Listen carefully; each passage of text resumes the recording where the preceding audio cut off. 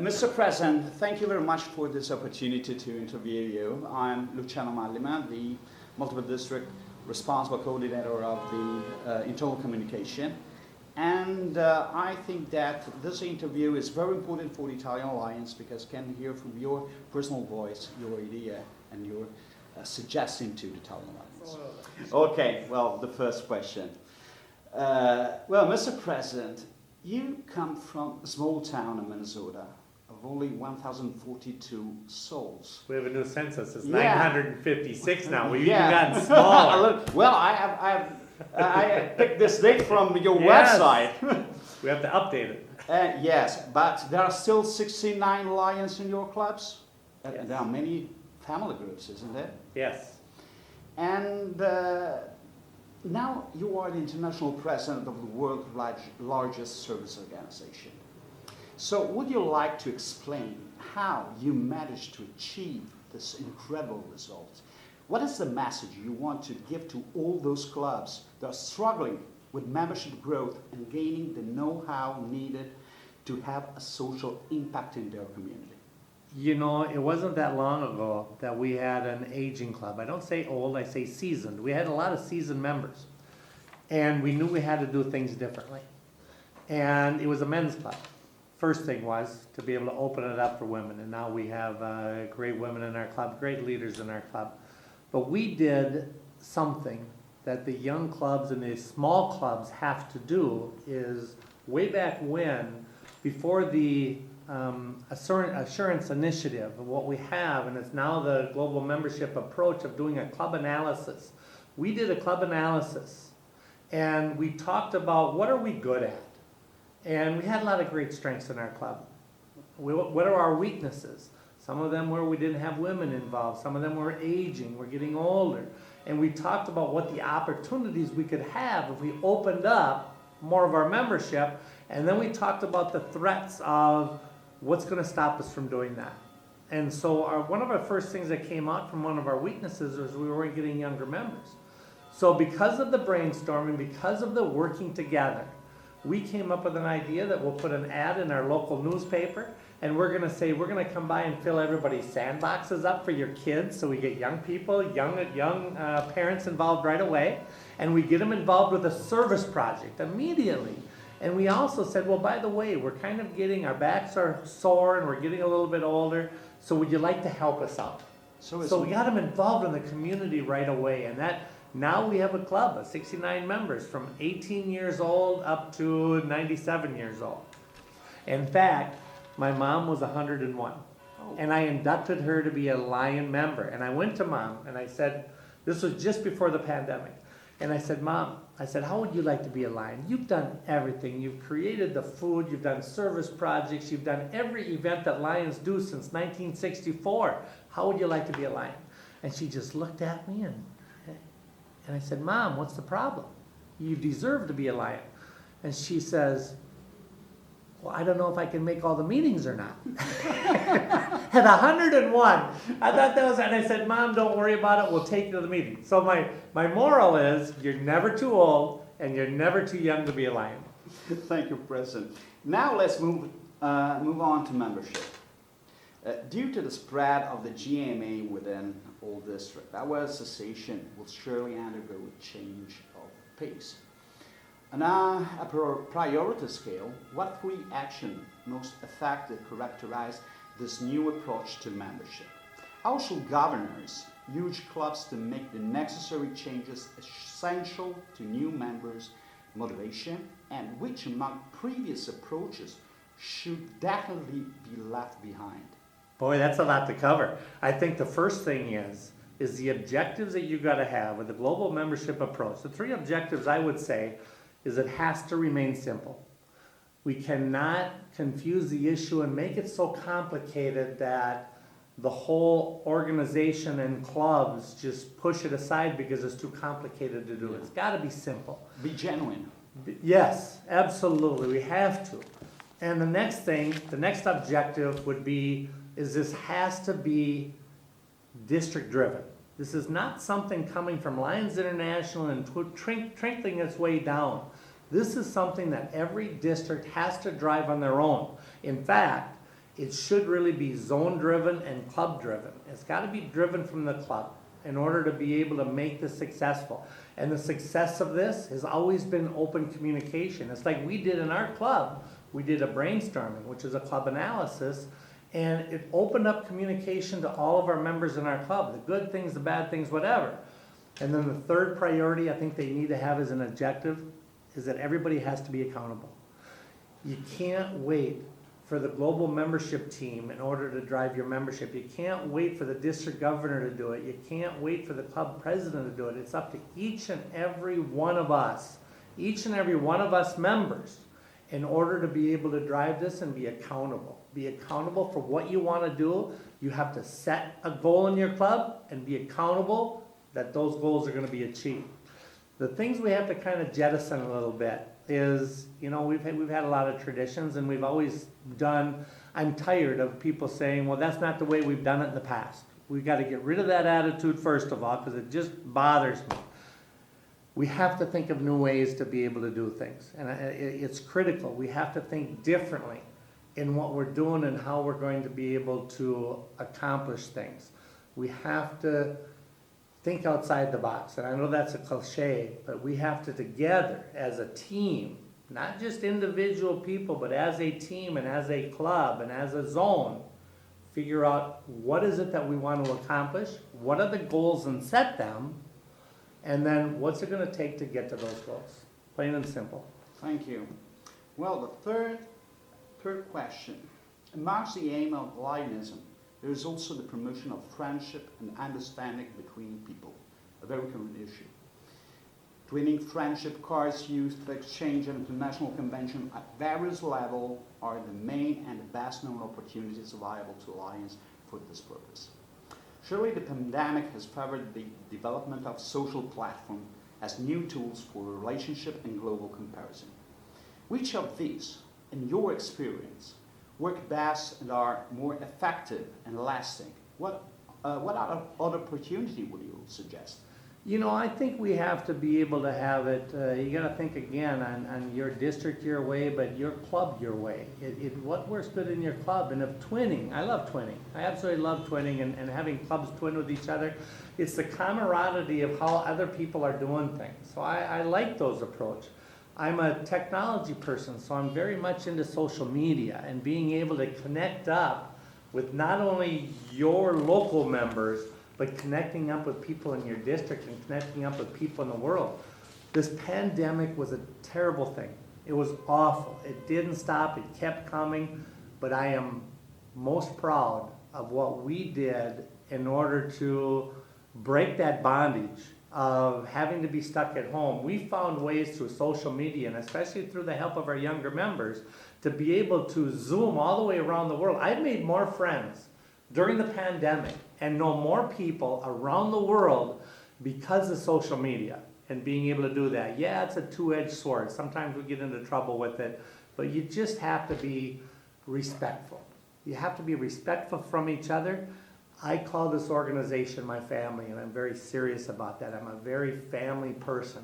Family means everything to me, my personal family, but more my family of Lions.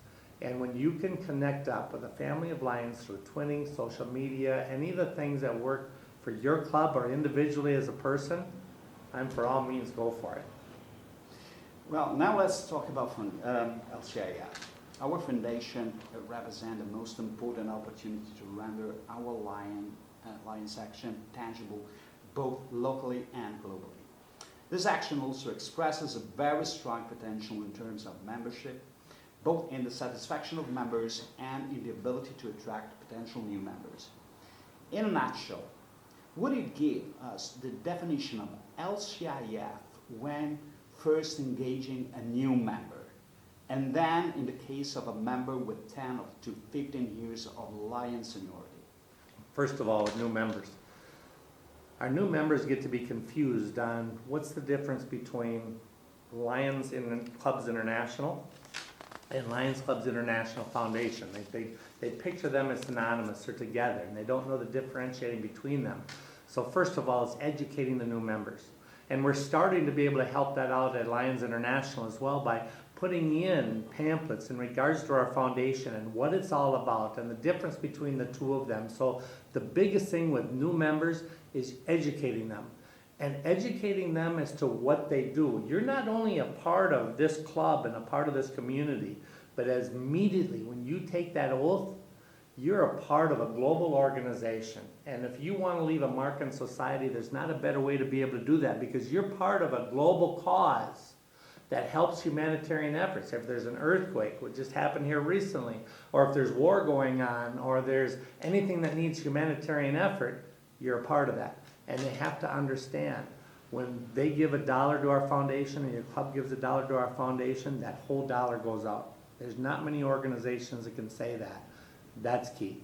And we give it out to other Lion members around the world, wherever these catastrophes are. This is what we've got to teach the new members, that we're there to be able to help. For those that have been around for a while, I think the biggest thing is, and I can say on a personal aspect, that when my club gave to our foundation, to your foundation, when my club gave to the foundation, I figured that's good. I'm a part of it now, and that satisfies any obligations that I may have for the foundation, because my club's helping it out, and I'm part of the club. But I think for the members that have been around for a while, you have to have a little bit of skin in the game, or pride, I should say. Is I didn't realize until I started taking some out of my pocket to be able to give to things. I have an opportunity that I wish every single Lion had the opportunity to get to see. Lori and I get to go around, and we're feeding children in the slums of Calcutta. And we're taking a look at world disasters that are happening. We're going and talking to refugees out of Ukraine and seeing how they feel. And it just grabs your heart. And I wish every Lion had that opportunity. But once you take a look and contribute that yourself, and being able to have that pride that I'm making a difference, I think that's something we've got to change on how we've done things in the past. It's got to be personal, as well as club, as well as district and multiple, on any ways that we can give this organization. I think the hardest thing in my life ever, I've been a trustee in our foundation for some time, we'd go and they say, you have this much money to give up, and we'd have this much in grants. And who's to say who gets the grants and who doesn't? That's the hardest thing. So with our campaign, $300 million of which we raised $325 million out of a 3-year campaign, which turned into 4, it gives us the capability to help out so many more people in need. And that's where every single Lion should be proud of that. Thank you. Well, now let's talk about bucks. Business, money. All right. Because, well, you are an entrepreneur, so I think that is an important issue for you. Fundraising is both a skill and a fundamental tool for us Lion. How do you think fundraising in the Lion world will evolve in the future? Which best practice and which objective do you invite us to be inspired to both locally and globally? I think the thing with fundraisers is, and again, I'm a business person, and I get hit up every single day for people that are asking for money and for certain causes. And I go back to my last answer a little bit, is whenever I give money to certain organizations, I don't know how much of that is really going to the cause of how much, a lot of times you may have 65 cents on a dollar that is kept for administration fees. You have no idea. And that's why when we go to talk to money and how we do fundraising, and this is going to change a little more in the future, is a little bit about education and showing what we do. First of all, we need to be able to educate the entire world on what Lions does. We have to be advocates. So we're not in it for a pat on the back. We never have been. So we just do our job and then we move on to the next job. We have to start telling the world, look what we are doing, and look at the people that we're helping out, and look at the things that Lions can do, because we put Lions in charge of it, and we're part of a global network everywhere. So whenever there's an issue, we have Lions there. Where there's a need, there's a Lion. So I think it's going to change a little bit on how we approach of the things that we do by advocating and showing what we're doing, and showing why it's necessary to be able to give those funds to somebody who can really make a difference in this world. We have to be able to set goals. We've proven that we have the capability of raising $100 million a year. And we have to be able to continue to get better and to strengthen what we can do and what we can raise. And if we can get that education out there in any ways that we can, that's going to make us stronger. Because the more people we help, the more that people will notice how valuable this is. And again, this pandemic has given us an opportunity. People want to help more than ever in this world. All we have to do is ask them to be a part of this. The United Nations has anticipated that there's a 40% increase of people who need humanitarian needs after this pandemic, and primarily because of that pandemic. We have to be ready to be able to serve 40% more people. And we can do that by keeping our foundation strong. And when you do your local projects, start thinking big and how can we make this better with the help of our foundation, because the foundation allows us to be able to do big things my club can't do. Well, now the last question is regarding your message. A message that focuses your thinking more than any other is to serve in a new way by trying to think and act outside the box. Transforming traditional project into something new, engaging new members primarily through active participation and service rather than meetings. And teaming up, and why not, even having fun, is definitely part of your Lion service philosophy. While innovation and renewal should serve as a beacon, how can we ever make these wishes come true within the European framework? And particularly here in Italy, where tradition represents the main obstacle to thinking outside the box. You know, traditions are wonderful. We've been around for 105 years, and we've got tradition. We've got tradition of the way we've been doing things, and a lot of them have been very successful. But we keep doing the same thing over and over and over again and expect things to be different. And that's not what happens in reality. So keep those traditions that are working fine for you, and keep those traditions that have been worked fine in your club. We have a tradition of selling Christmas trees in our community because it's a small community. We don't make much money, but it's a tradition and it serves our community. It's not all about money all the time. But keep those traditions that mean a lot to you. But take and those traditions that you've been doing for a long time, maybe take a twist on it and do it differently. Or do something completely different. Because when you do different things, that's going to keep your club motivated to try different things. And it's going to keep new members coming in. In fact, when you get new members coming in here, I think having traditional things are great, but ask them what would they like to see new done in our community? What would you like to see as part of what this Lion Club does? And listen to them. We don't listen all the time. Yeah. Listen to them, and if they want to create a skate park, if they want to do something for the community, let them do it. Let them do it and assign other people that have those same wants and needs. You get them involved. A happy member will not leave your club. I think that's very important to be able to do. If you get them involved, you listen to them, and let them run with it, they know that you've got the confidence in them. So keep those traditions at work, but think outside the box. And I know that's very cliche, but think about the different things that you could do in your community. And listen to people when they come in, because those same club members you probably had, they don't think differently. Bring new people in and listen to them and see what else can be done. So do you think that we have to rejuvenate the old books of rules? We have to. We absolutely have to. We're not the same organization that my dad belonged to. We're not the same organization that was 5 years ago. The only thing that's consistent in life is change, and we have to change along with it. If we don't change, we're going to get old, our club's going to die off, and that would just be terrible for our communities, because our communities need us more now than ever. But we have to be able to change and go along with it with the times. We have to be attractive to other members as well, potential members. Well, Mr. President, thank you very much for this interview. It was a great honor for me to know you and talk with you.